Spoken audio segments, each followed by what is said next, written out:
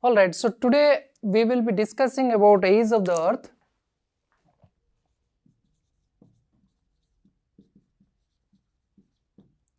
So the first question which comes to the mind, what is that we mean as age of earth? Because earth have evolved through different processes, as we discussed in the previous lecture.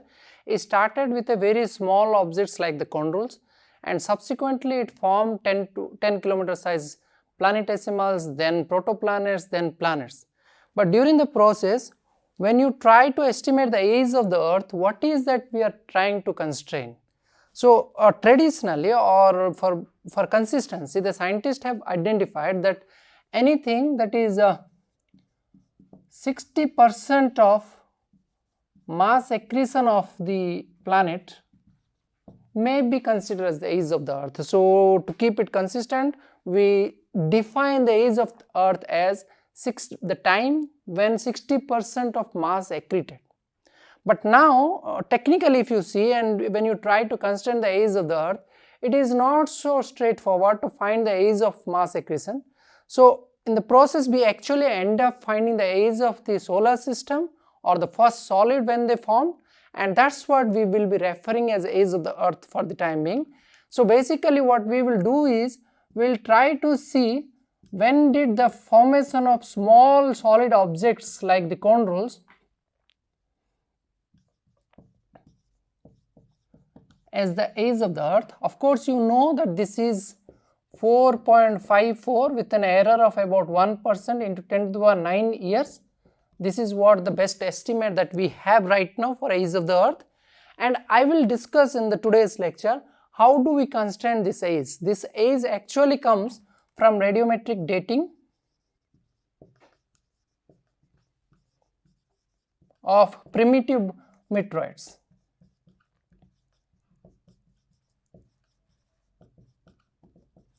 Before I get into the radioactive decay scheme and how do we employ them to find the age, I will just briefly touch upon the history of the information that we know about age of earth. So it goes long back, probably in the 1860s or 70s.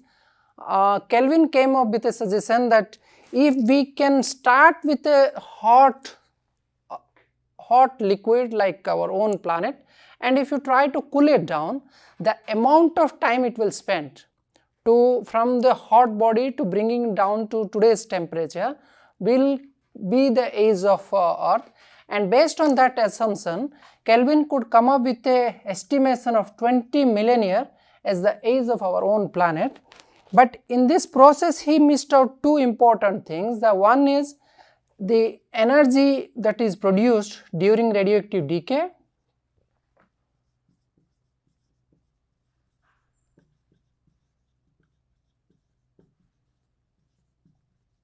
and the second thing is convection that is occurring within the interior part of the earth, particularly in the mantle. Whatever convection happens about redistributing that heat energy, that was never taken care of. So for that reason, this came as a very underestimated number, but subsequently there has been also effort to find the age using elemental composition. We discussed about the residence time, if you remember.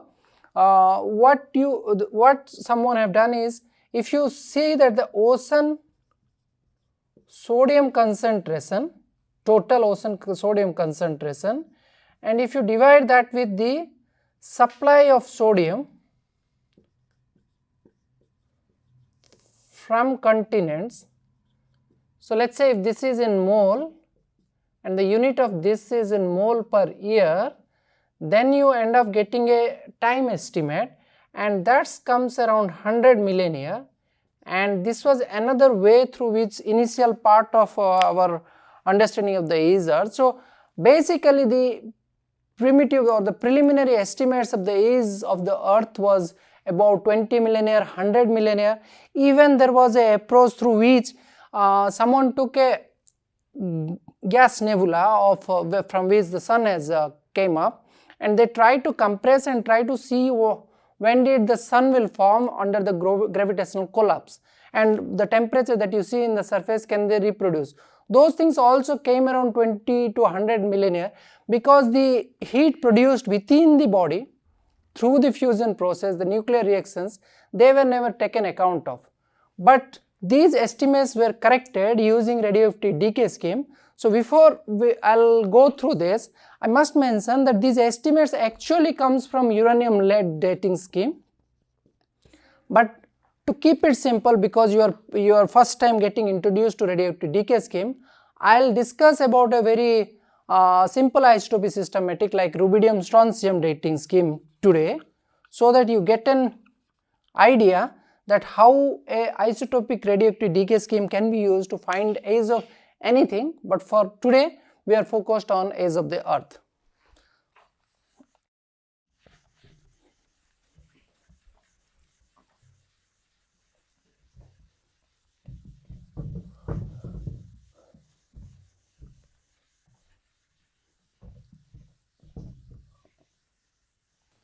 Alright, so we'll continue discussing about the radioactive decay of any isotope. So before I get into the radioactive decay, I'll tell you that the isotopes are typically of three types. One are stable, they don't change, their nucleus are very stable, they do not have to go through fractionation or changes of nuclear reactions because they are already stable. There is another set of isotopes which are radioactive in nature. That means they don't have a stable nucleus, they try to release alpha, beta or gamma particles to reach to a more stable nucleus, and hence they are called radioactive isotopes. There are another form of isotopes which are called extinct radionuclide. I am introducing this term extinct because in subsequent lecture I would require this kind of isotopes, extinct radionuclides. What I mean by extinct radionuclides is they were existing in the early phase of Earth evolution but not existing today. If you see that, think of a situation that you have a nucleus that has a half-life of 1 millennia and they are not produced today. So they were produced in the early phases of solar system or in the nucleosynthesis processes, but they are not producing today. So if you see that kind of isotope, because age of the earth is in the billionaire time scales, so actually they will decay over. So you know this radioactive decay scheme N0 over period of time when they start, and because they have a half-life of 1 millennia, in about 10 millennials they will almost get to zero, and hence you will not see these radioactive parent nucleus, but what you see is their daughter products, the excess in the daughter products, and we know they are extinct, we don't find them today, but their daughters are available to give the impression that when and what time they were there. So these are used to understand the early part of Earth evolution. We will discuss these things, but just I wanted to introduce the terminology extinct. But we will focus on radioactive decay scheme because we are trying to use a decay scheme of 87 rubidium decaying to 87 strontium in a half-life of 48.8 billion years. Okay, they do that with a decay of a beta particle. So 87 rubidium is a radioactive parent which goes to 87 strontium, which is a stable daughter, and this decay scheme has a half-life of 48.8 billion. It's not that rubidium has only this isotope. The natural occurring isotope of rubidium are actually two, and they are like 85 rubidium and 87 rubidium. So the abundance of 80, they have very different abundances. The 85 rubidium is typically about 72%, whereas 87 rubidium is the remaining amount of isotope of rubidium is 87, so that is 28%. So when I am writing these abundances, I must mention that these are number of atoms, they are not by mass, they are by number. So if you see the 87 strontium, strontium has 4 isotopes naturally occurring, 84, 86 strontium, 87 strontium, 88 strontium. So the abundance of 84 is almost very minimal, it's like 0.5%. 86 strontium is typically about 10%, 87 strontium is 7%, and this is like typically 83%. So these are the masses, and the only radioactive product is 87 rubidium, which decays to 87 strontium through 48.8 billion year half-life. Okay, rest all are actually stable. Even 87 strontium is also a stable isotope, just that 87 rubidium is the radioactive product. Okay, so now we will try to see how this can give the age of the earth.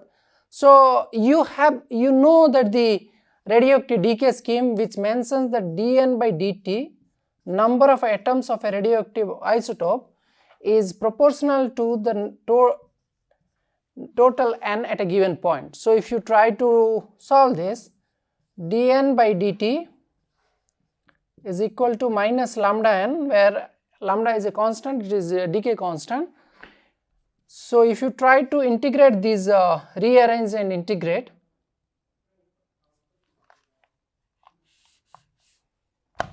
so dN by n will be like lambda dt, and if you integrate with limits, when you have a time 0 to t, at 0 the number of atoms, let us say it is n0, at time is equal to t, let us say this is n, dN by n we know it is a natural logarithm of n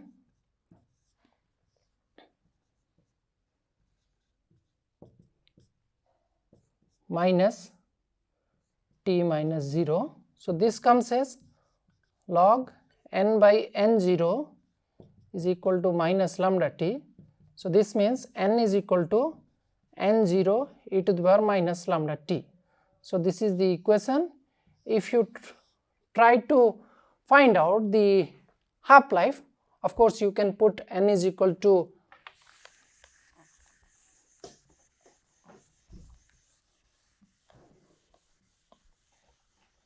okay. So if you are trying to find the half-life at t is equal to t half, the exact number what was there at is equal to t is equal to 0 will be half of that. If we use that in equation number 1, n0 by 2 will be n0 e to the power minus lambda t half. So that means, so it will be like 2 is equal to e to the power minus lambda t half. So that, so t half will be log 2 by lambda, which is t half is 0.693 by lambda. So these are the equation. If you try to plot equation number 1, you will see that they are at the with time the number will follow an exponential equation, exponential form, and at t is equal to 0 this will be n0, which will be exactly half at t half. So this is what you know already, but just for completeness I also derived this. So now you know that n is equal to n0 e to the power minus lambda t, this is the t half equation, which is 0.693 lambda. Now instead of getting this, we are talking about the parent radioactive nuclide, but let us say we are trying to deal with the daughter product. So how do we write an equation for, not for parent but daughter? Alright, now rather than dealing with parent nuclide, if I want to know what was there in the daughter product at any point of time and want to provide an expression for that, daughter at any point of time will be daughter 0, initially there will be something, so that is d0, plus amount of daughter that is produced or supplied through radioactive decay. So if I rearrange this, if I write the same equation for, let us say, rubidium and strontium system, the daughter for this equation is actually 87 strontium. So if I write that 87 strontium at T is equal to 87 strontium at 0 plus the radioactive part that supplied 87 strontium. Now this is 87 strontium plus what is the amount of 87 produced through radioactive decay? I can do that based on N0 minus n.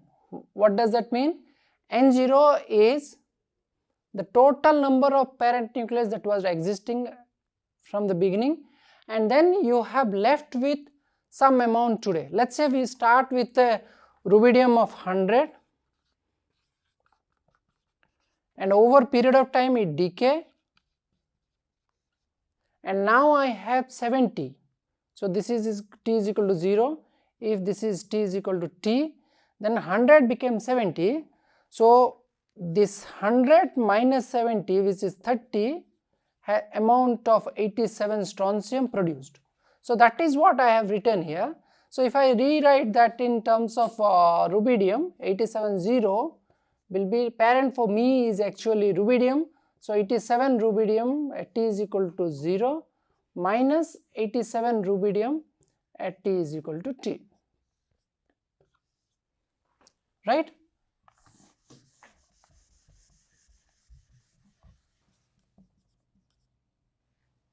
Alright, let us rearrange this again. So 87 strontium T is equal to 87 strontium at 0 plus 87 rubidium 0 plus 87 rubidium at T. Instead of writing 0, I want to convert this into time. So instead of writing n is equal to n0 e to the power minus lambda t, I will replace this n0 as n e to the power lambda t. So that's what I am doing here. 87 strontium 0 plus, instead of 0 I am writing in terms of t, because that is what easily measurable. Today you can measure one sample, but you cannot go back in time to measure what was the constituent composition. So for that reason I am converting this into today.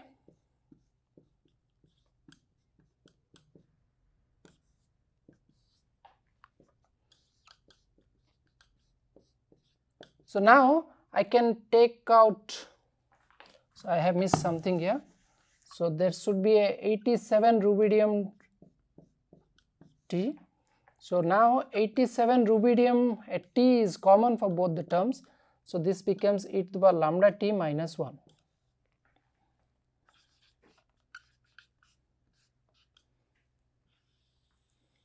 So let's say this is our equation 2.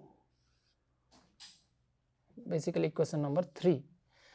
So now these isotopic analysis are generally carried out using an instrument called mass spectrometer.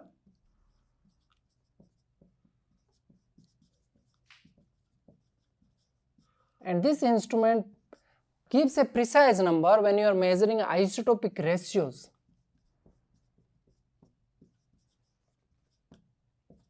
So instead of writing them in terms of isotopes, single isotopes, the mass spectrometer prefers to measure isotopic ratios because that gives more precise numbers.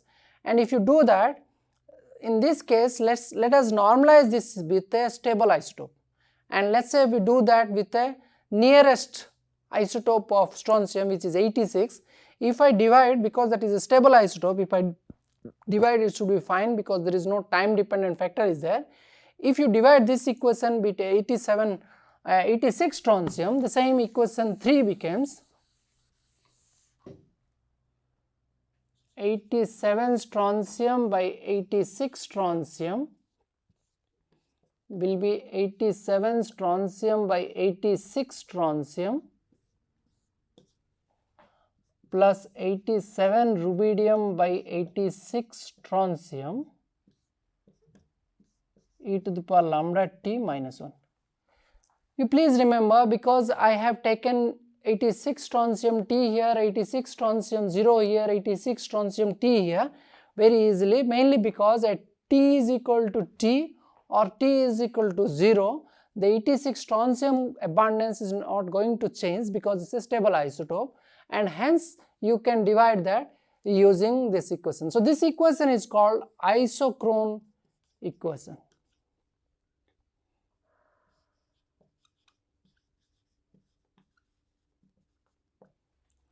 Iso means same, chrone means age. So all samples with same age will follow this equation, and this equation is, if you check it carefully, the equation is basically in the form of y is equal to c plus x into m. So this is basically a straight line.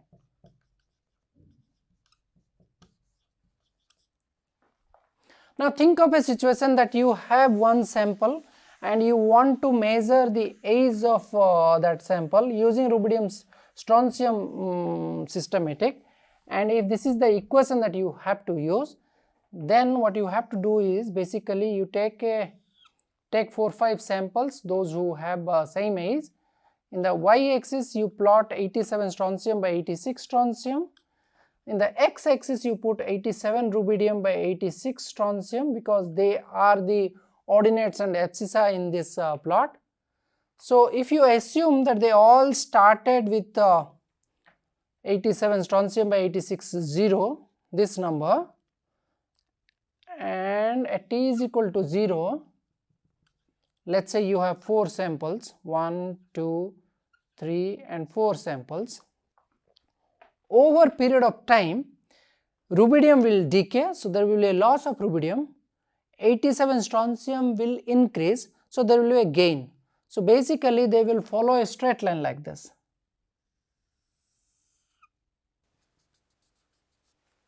So over period of time, because of decay, they will lose 87 rubidium and they will be gaining 87 strontium. So at t is equal to 0 line, if the 87 strontium were constant and if rubidium by strontium ratio were different at t is equal to 0, then they will evolve through this, and at t is equal to t, like today you got the sample, they may have a history like this, but today what you are getting is this. So what you need to do is you measure this, plot them, 1, 2, 3, 4 will fall in a straight line, you fit the straight line, the slope of the line will be actually this, and the y-intercept will be like this. So the slope will be giving you, slope m will be e to the power lambda t minus 1. That means if you are interested to find the time, what you need to do is equal to m plus 1 log divided by lambda. Through this you can find the age of the trough. To repeat again, if you got a sample and if you assume, you need to assume a few things.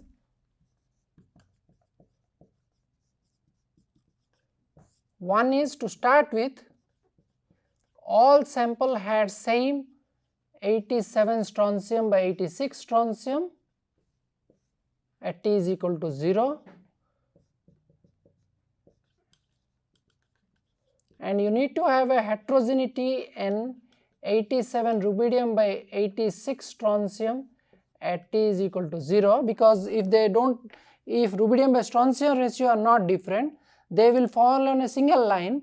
If that happens, then you cannot form a straight line, and that is why it is needed that they have a heterogeneity, and luckily rubidium and strontium has different chemical properties, and typically you find different. Rubidium has a high preference for potassium, strontium has a high preference for calcium rich minerals, so you generally get a heterogeneity in samples.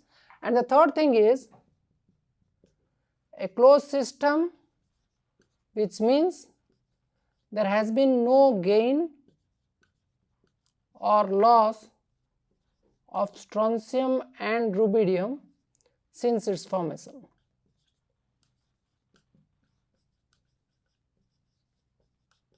So if these assumptions are valid, and you can check that if they are following a straight line, then you know that these assumptions are valid. If they are deviating from this isochrone line, then you know some of these assumptions are not strictly valid for the given sample, and you cannot use that to extract a age information. Otherwise, if they are falling perfect, you need to measure these 4 isotopes, plot them, fit a straight line. The slope of the straight line will give you an age information, and this is the way you can find age of a earth. So how do you do it? You take a meteorite, you measure the 87 rubidium, 86 strontium, 87 strontium, these isotopic composition, plot them for 4 samples which you believe they have the same age, because you are targeting a isochrone line.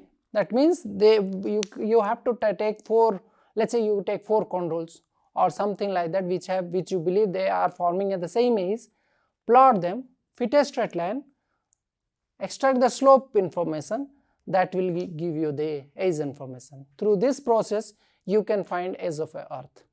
But on a general practice, people use uranium lead because that gives a